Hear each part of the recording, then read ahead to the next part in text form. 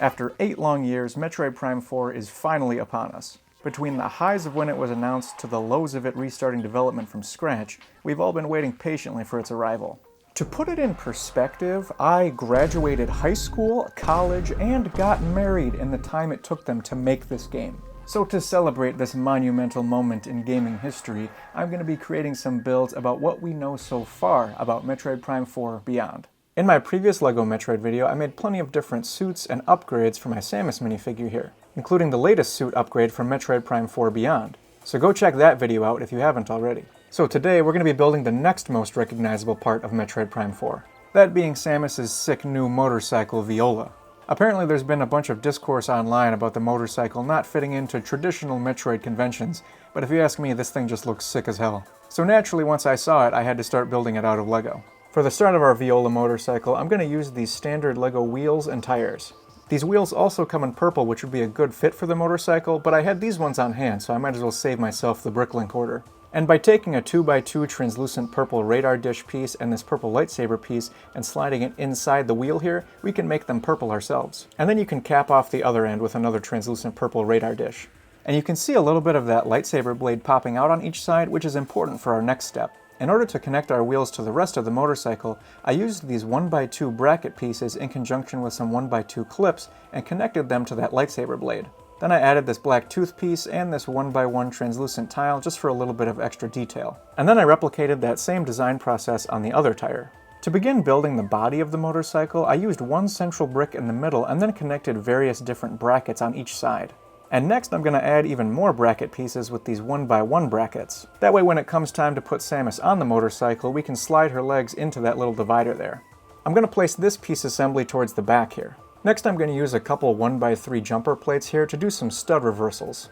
That way we have a spot for the tires to connect to in both the front and on the back. And now that we've got those tires attached, it's starting to look pretty close to the motorcycle in the game. But we're still going to need plenty of red and silver accents to really make it look like Viola.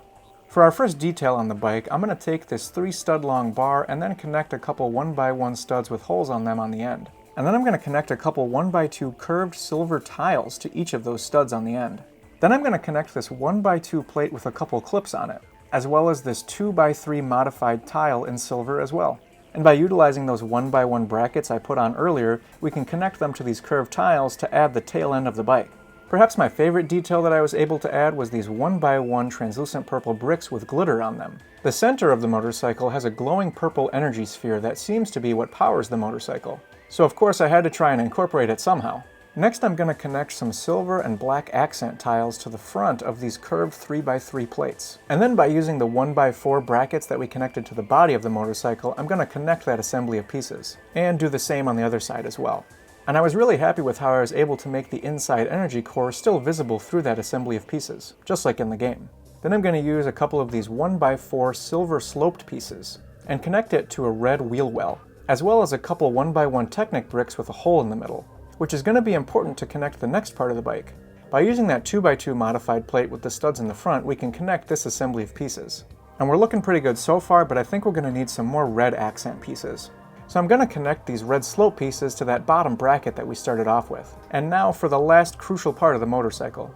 It seems as though to control the motorcycle, Samus slides her arm cannon and her other hand inside of these silver flaps on both sides of the motorcycle, which is going to be represented by this silver droid arm and then this silver claw piece. And I'm going to connect 2 of those to this black lightsaber bar. By placing the black lightsaber bar in between the Technic bricks and then connecting the droid arms on each side of the motorcycle, we can then make up those silver flaps. And to add just a little bit more red to the bike, I connected a bunch of 1x2 slope pieces, which can use the stud that I left open to connect to the remainder of the lightsaber piece that's poking out. The extra red slopes add the needed visual flair to match the motorcycle from the game. And if it's not cool enough that the LEGO version of this motorcycle can be ridden by my Samus minifigure, but the wheels actually roll as well. Pretty cool, might I say. Now it's time to take a look at our villain in Metroid Prime 4 with Sylux. He appeared back in Metroid Prime Hunters on the Nintendo DS all the way back in 2006. And since then, he kept popping up as little cameos throughout some of the other Metroid Prime games. But now, it's finally his time in the spotlight, so let's make him a custom minifigure to go up against our LEGO Samus and Viola. For the start of our custom Sylux minifigure, I'm going to utilize these legs from the Series 15 Kendo Fighter collectible minifigure. This piece has some nice armor printing on the legs, which will do well for Sylux. Then I'm going to utilize this dark blue Ultra Agent's torso, however I'm going to flip the arms from front to back. The printing on the back of that torso fits the front of Sylux just a little bit better. And then of course I'm also going to swap out the yellow hands for some dark blue ones. I spent quite a bit of time researching pieces on Bricklink trying to find parts that would replicate Sylux's shoulder armor just right. I looked at plenty of different body armor pieces that already existed for LEGO minifigures, but none of them were an exact match for quite what I was looking for. I even tried thinking outside of the box and was looking at some unconventional pieces as well.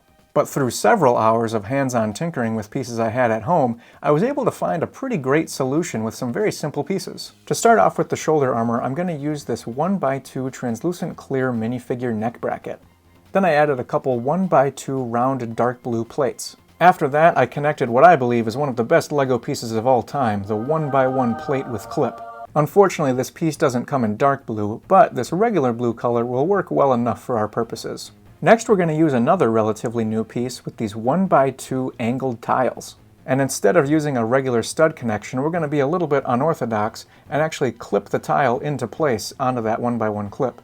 It may look like a rather simple piece assembly, but I can't tell you how long it took me to come up with this technique. However, I am really happy with the end result here. Then I'm just going to add a regular blank blue minifigure head since we don't really know what Sylux looks like under that helmet.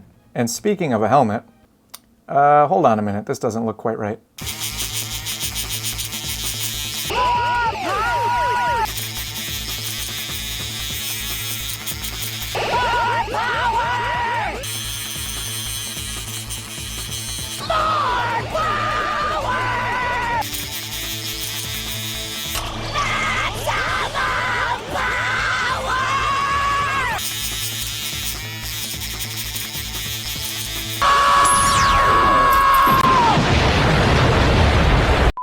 Almost there, but we could do better.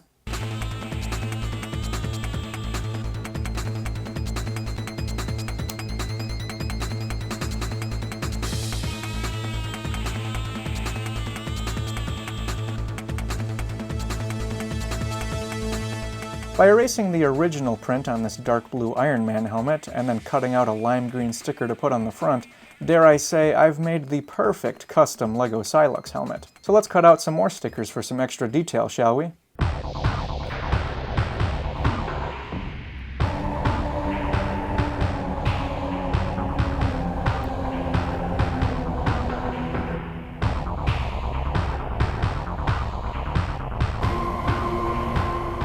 After some tedious sticker cutting and placing on both the shoulder armor pieces as well as the legs here, I think Sylux is finally ready to get his arm cannon. To build Sylux's shock coil weapon, I used a 1x1 dark blue bracket, a 1x2 lime green grill piece, and then this 1x1 dark blue tooth piece on the end. And to connect it to Sylux, I just turned his hand sideways and connected it inside that tooth piece there. And with that, our custom Sylux minifigure is complete.